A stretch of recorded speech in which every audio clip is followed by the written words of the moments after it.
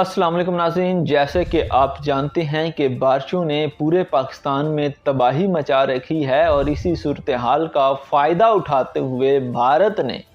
पाकिस्तान की तरफ आने वाले दरियाओं में पानी छोड़ दिया है। और ताज़ा तरीन सूरत हाल के मुताबिक भारत ने दरियाए रावी में भी 2 लाख क्यूसिक पानी का रेला जो है वो छोड़ दिया है, जिससे बड़े पैमाने पर सैलाब का खतरा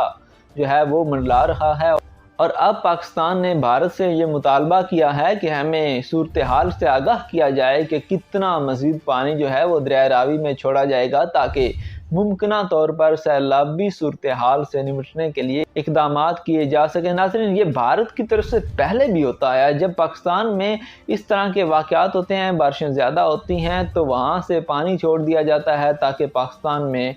जो है वो सूरत हाल को मज़ीद ख़राब किया जाए और सैलाब से पाकिस्तान को नुकसान पहुँचाने के लिए इस तरह के हथकंडे भारत की तरफ से इस्तेमाल किए जाते हैं।